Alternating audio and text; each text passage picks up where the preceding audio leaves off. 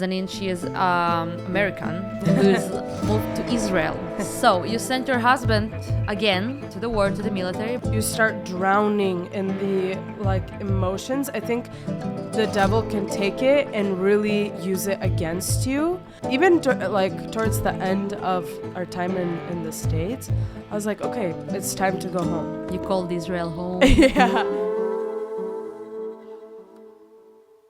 Hello guys, welcome back. We're so happy to have you here with us for another podcast when we're just meeting the people, the local people from Israel and people that love Israel, and everything is about Israel here. Yes.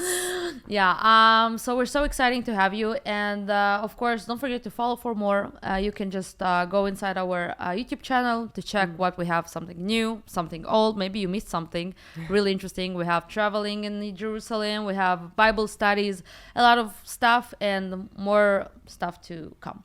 So today it's me and Daneen.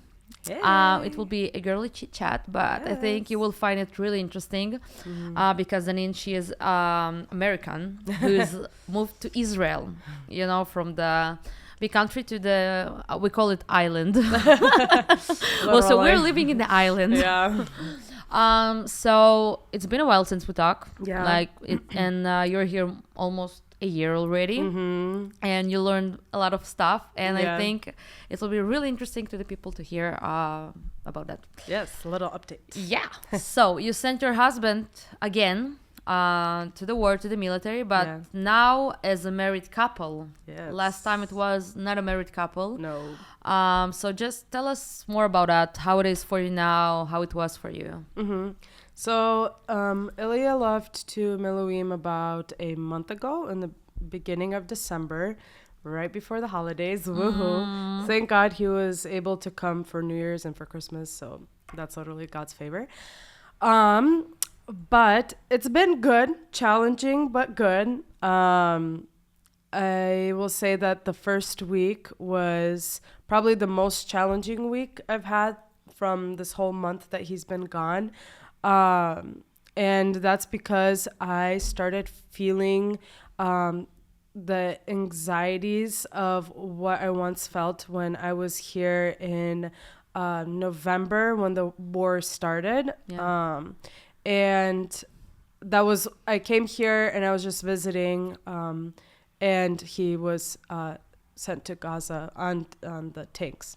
And so that was... I started feeling what I was feeling that time, which is kind of like loneliness and I don't know, feeling like I don't have anybody. I mean, it was harder in November because I was visiting here and I wasn't even settled in and everything was still a little bit new to me. And I don't know, I truly felt alone, and it was to the point of literally like anxiety attacks, panic attacks, something very new that I haven't ever experienced before, and I didn't know how to even process it. But I was starting to feel a bit of that in that first week. And it was something we had to just pray through and, I don't know, just ask for the Lord's grace over. But after that first week, we kind of got through it, and in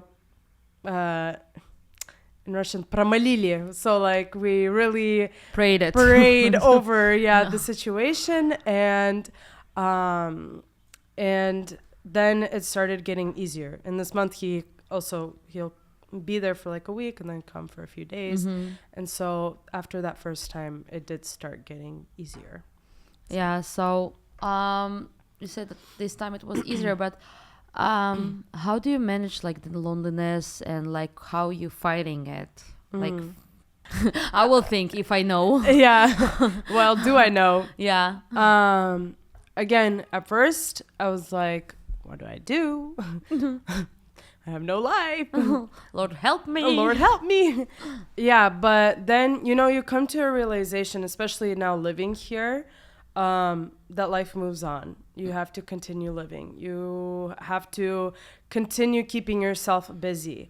And I think when you stop and allow yourself to really, Look all the picture, yeah. Wait, what did you say? like looking like in all the picture, like to Yeah. see it not just one. Yeah, exactly. And when you do see it that way, right, and you sit down and you start drowning in the like emotions, I think the devil can take it and really use it against you. And I'm not saying that you shouldn't handle the emotions and like, you know, kind of how would you say it, kind of hide away, yeah, because then you'll get in a lot of trouble later on. You should definitely deal with it, but also don't give the devil space to come in and to use it to his advantage to get you even into deeper anxieties, into deeper depression. So when I started realizing that, we took a hold of it, we started praying over it, and I was like, okay, time to get busy. And I've been busy with Ulpan, so I've been studying Hebrew. That really helps me. And now I feel deeper connected into community. So you guys, hang out with you guys and spending quality time, and also family, and just learning how to do life here in Israel. Just the simple basic things, such as like I've learned the roads, you know, like here when Ilya was home, I was doing everything with him, and so I was pretty dependent on him, on his knowledge here. And so it was him kind of driving everywhere. We're going grocery shopping, like he's helping me with the Hebrew and how to do everything, even at self-checkout, what button to press, you know. Yeah. But here, like, I have to do it all on my own. So in a way, like, I'm learning to be dependent. Or no, not dependent. Independent. Yeah. Correct. And just learn how to do life in Israel. So. And how it goes now? Now it's good. Like, I've gotten, I don't know, into the routine. Thank God I like have the car, and so I'm able to get out, and now I know how to get to your house from my house. Ooh, that's the important thing. Yeah, like the most important thing. Yeah, literally. And it's something that even has kind of uplifted me, and I feel even a bit more confident living here. And I'm like, okay, like, even it was helped like prove to myself that, okay, I can do things like on my own in a new country. Although I love doing it with Ilya, don't get me wrong, but you need to have like kind of those basics down. And so, yeah, it's even brought like a confidence, let's say. Did you like in like when it was hard for you, did you ever thought about like it could be better if we would choose to live in the States and not in Israel? Did you have thoughts like that or something? Like ever since he's left to the Miluim, or just in general? Or yeah, this year. Yeah. To be honest, so as you know, we left to the States for like 2 months to visit my family, and in a way, I was kind of afraid that how I would feel afterwards when you're coming back home, like to Israel. Yeah, because it's like, you know, you get a taste of something good, and then you have to leave it, and that's what I thought would happen. Like, I thought I would get a taste of doing life back at my old home, seeing my family, seeing my friends, church, community, even serving, and I thought that, you know, like leaving it would even be more harder. And to my surprise, after even like towards the end of our time in the States, I was like, okay, it's time to go home. And you called Israel home. yeah, literally. And I thankfully I actually didn't have that feeling. And although of course I love my family, I love my friends, I love the community that I have there and what I have there, and I look at it as a blessing of it's another place that I'm able to be in another time, and another place I get to call home. But Israel is also home, and I genuinely feel that, and that's truly like the grace of God, I'm telling you, because I know that not everybody feels that. And so, yeah, I felt like, okay, it's time. And we have a purpose and a calling in Israel as well. Of course, are things easier in the States? Yes. They're like, of course, and I tasted that, and I had like Amazon packages coming every day. Like, I was like, oh wow, things come in literally overnight. It's so amazing, you know? And but in a way I was like, okay, I'm ready to come back to Israel and not live as the materialistic life, let's say, where you're ordering 500 million things at once. Yeah. But so I felt that, and I don't know, I feel like we do have a purpose here. I have a purpose here. And I've learned to just have faith and lean on God, and just lean on him and on his understanding and on his plan. And it's truly helped so much through it all. And yeah, I'm truly happy. I'm happy to be here. I know things can be easier there again, but I know that there's like a purpose to be here. So yeah, because there's a lot of people that coming here to Israel and they're like just, living here. There's a lot of people that getting married like from people abroad, and they're like, it's so hard here. Everything is expensive here, and we don't have everything here. Like the most like funny thing I heard is that in every other place you have so many kind of milks. Oh yeah, literally. And you have here like only one kind of milk. 3%. Yeah. Yeah. I'm like, you have like another options of milk? Yeah. Okay. And you're coming like from a country that is like having this abundance and like, and we're so did you felt it like you miss that you have like everything you can imagine, you can like clearly have there, like every taste you want to feel in your mouth, you can find it there. Yeah. I'll tell you this. Life has taught me to truly appreciate everything that I have. And life has taught me to be grateful for everything I have to God and to have a heart of gratitude. And again, yes, that stuff is great, but I have a lot to be thankful for here as well. Like, for example, I choose to have a perspective of kind of the positive rather than the negative. Because again, if you start sitting in the negative, oh, this is not good, and this, and I don't have this, and I don't have that, it's not even going to do any good for me. Like, what good is it going to do for me? Maybe, okay, I will choose to have a business and like, okay, maybe that will bring some good. I see something I don't have and I'll like have it, Yeah.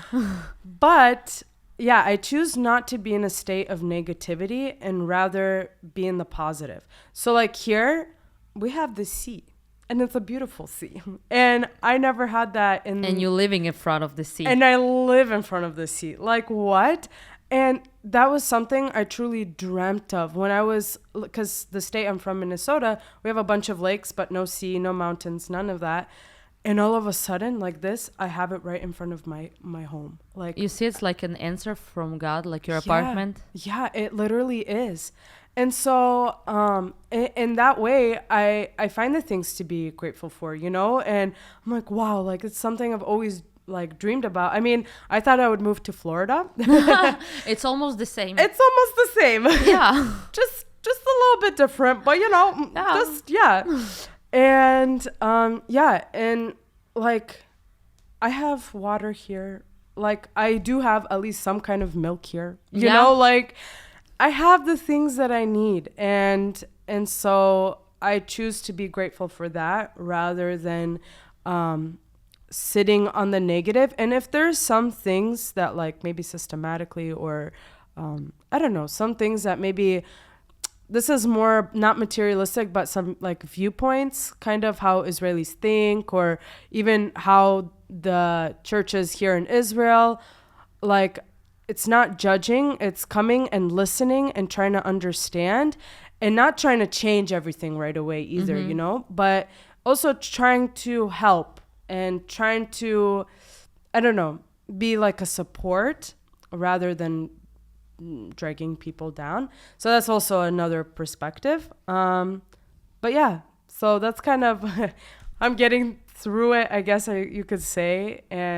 But I'm curious, actually, I'd love to hear from your perspective, because you were also in the States for a whole month. Pretty hefty time. Yeah. And did you feel that, like, you know, The difference? yeah, and then like having things so available there, and like having a lot of options, and Yeah. I don't know, maybe it's different when you're living there, and like I don't know, but when it's like really nice for a vacation, like you know, to expect something that I'm going to a place that have that and that and that and it's like it's cheaper there and it's easier there and stuff like that. But I think the most thing that I was jealous about is the churches. And I think I already shared that, but we need to share that because it's like really good one.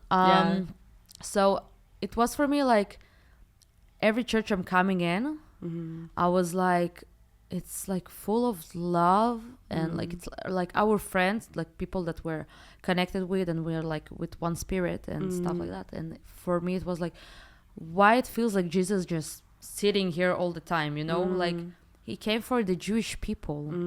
And maybe it sounds bad, but why is this Gentiles getting Jesus more than we getting them? Like, what's going on? And I was like a healthy angry, say like that, not like angry with the people. There's not their fault. I was angry on us, like why we don't have that. Like when you're coming in and you feel like the love and the exception. And it was for me like something to be like good jealous about, like what's the word for that, like it was provocative, like it provoked you. We have it in Russian probably, like to ревновать о чем. So that it can be here, but and I shared that, and it's funny because I don't remember, someone that we were visiting in the church there, and he came to our church and he said exactly the same thing. He was like, why it's like, it's crazy, the worship is like full of the Holy Spirit. And I'm like, I was the same in your place, and you're in this, like maybe I don't like like when you're used to your place and you're like not appreciating enough what you have sometimes. You don't see everything. So that was like for me like the most, but I could see myself doing some relocation for a few months there, you know, just to chill. Let's go, sister. But for me, Israel is home. No matter how I can like be angry with stuff that's happening here, I know for me it's like the safest place, especially now. I don't feel like I wanted to travel anywhere. And I'm a person that loves to travel. Yeah, of course. I love the plane. Yes. But for me now it's like there's no place for me like Israel now. And I'm really appreciating the place that I'm in, and I'm like really getting sometimes angry when people that coming and stuff start to like saying it's bad and that's bad here. I'm like, okay, everywhere you can find something bad. Of course, yeah. But it's like we're so blessed to live in the Holy Land. Yeah. For me. Yeah, of course. Yeah. And I mean, it's interesting for me if you have something in Israel that you like would bring to the States. I don't know. Maybe you were thinking about, oh, that's cool. Something like that we have here that we don't have in the States. That's a good question. Well, my first thing that I think of is the sea, but like you can't really bring that there. I will say one thing that I noticed while living here is just how everything is so together, like very community based. Like, very simple example. I mean, I have never hung out with friends so often as I do like here, and see my friends like almost daily. Like, it would be a blessing if like back at home I saw my friends at least once a week, you know. Oh, wow. Maybe twice. Like, that's already good. And here you can see it, I mean, everywhere. It hit me on Rosh Hashanah when we were driving to parents' house to have like our gathering and to celebrate.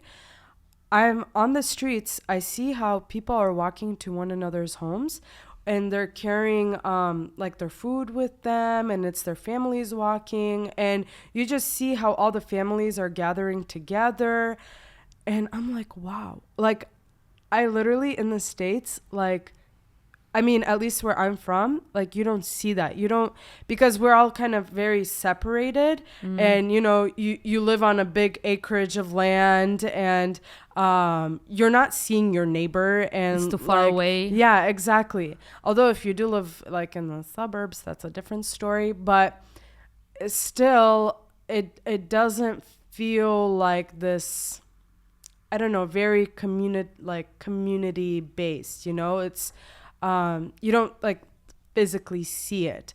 You really feel it when you come into a person's home, but in general, not so much. And so, yeah, I see that here. And actually, I've had a few revelations about why Israelis are the way they are, because everything is so tight. Like, people are more thinking about themselves, for example, because you won't survive out here if if you're gonna be, like, for example, on the road driving and always giving someone to come. You think your first thought is, oh, they're so rude here. But genuinely, like, if you don't put yourself first in some instances, you're gonna be like squashed on by other people, like, literally. So you learn to, like, stand up for yourself. That's the chutzpah. Chutzpah. How Phil loved this Pastor Phil loved this word, chutzpah. I love the chutzpah.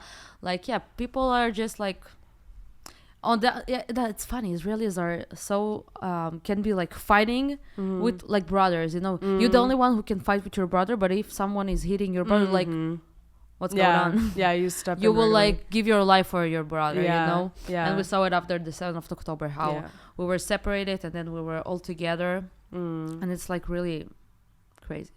And the thing that you will bring from the States here. Where do I begin? Amazon Prime. Overnight shipping. Much needed.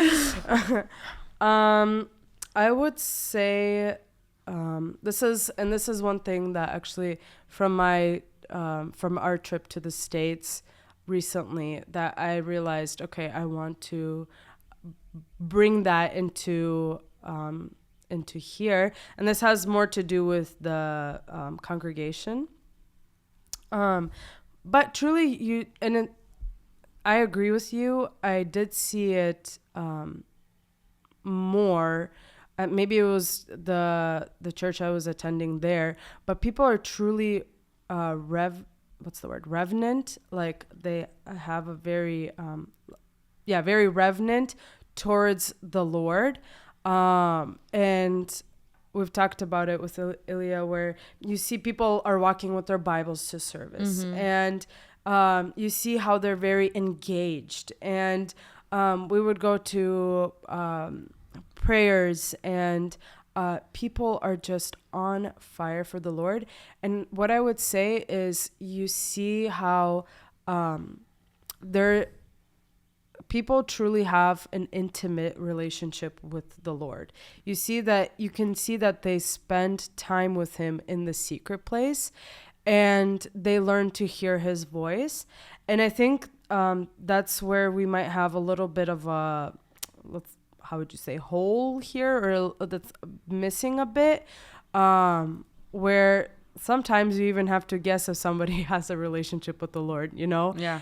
And so yeah, kind of that reverence for the Lord, and bringing him into every area, every sphere of our lives. So yeah, when we came home, like, we were more, what's the word? Motivated or inspired. Oh, yeah. Brought to come to the Lord and spend time in the secret place with him.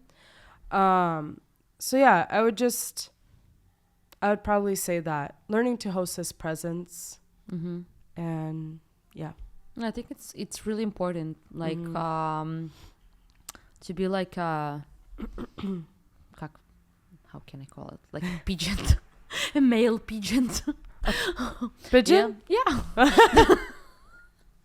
Okay. Like you're bringing here, like you're so inspired and motivated to like just bring it here. I see. Okay. You know. And yeah, and the same when I was thinking about why Jesus is there more than like here, it's like it's not like that, of course. It's here as well, but we're just living a different kind of life. I think it's maybe about the, how you call it,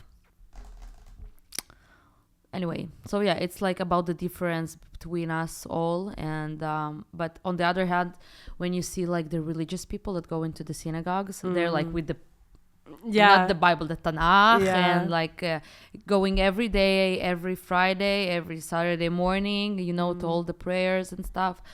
And yeah, I think we have a lot of what to learn from, and it's exciting. It is. Yeah. But probably it will be the last question. How you see the ministry here in Israel? Like, of course, in Beit Hillel, let's say. Just like what I've observed, or well, yeah, maybe about the evangelism that we're doing here, and like from your eyes, from your point of view, how you see it. Yeah, I mean, I definitely see that. I mean, it's the most I've ever seen of humanitarian aid and helping new immigrants. And that's like heavily emphasized here is bringing help to those who are truly in need, which I think is fantastic. And I wish people could learn from that more and bring it into their congregations. It's not keeping things only in the congregation, only in church, but it's also extending out the love to others around you and being like, hey, we see you and we want to be there for you and want to love on you and help you. And I see here, even on the team, like some people are hard to love on. And, you know, people come with their own baggage, and because some people we help here, they're not, some are non-believers. A lot of them are non-believers. And so they come with their own baggage. They come with their own traumas, whatever it is. And sometimes it's hard to deal with them. But yet you see the team here in Beit Hillel, they still treat them with kindness, let's say. They still treat them with kindness, with love, with God's love. So it's really cool. It's really awesome. And truly here, like, we have a lot of people with serving hearts, with giving hearts, and with loving hearts. So yeah, it's really awesome. I got excited by your point of view. Hallelujah. Like, wow, we're doing it. We're actually doing it. Yeah, it's really awesome. Yeah, so we will chat more, of course. Yes. But today you had the opportunity to be, how did I say it? Oh, the fly. Yeah, like a fly on the wall. Yeah. In our conversation today. Yes. And we hope you like it and got inspired by it. Maybe you're thinking about moving to Israel and you're afraid. I got even inspired to stay. No, but I love Israel. I love my home, of course. And so yeah, thank you so much for being with us. Thank you, Daneen. Yes, thank you so much. It's always a pleasure. Yes, likewise. And yeah, don't forget to follow us. Don't forget to put your thoughts, what are you thinking about this podcast, about other podcasts. And we will see you next time. Yes. And so follow for more. And we love you. We're sending blessings from Israel. So yeah, see you next time. Bye.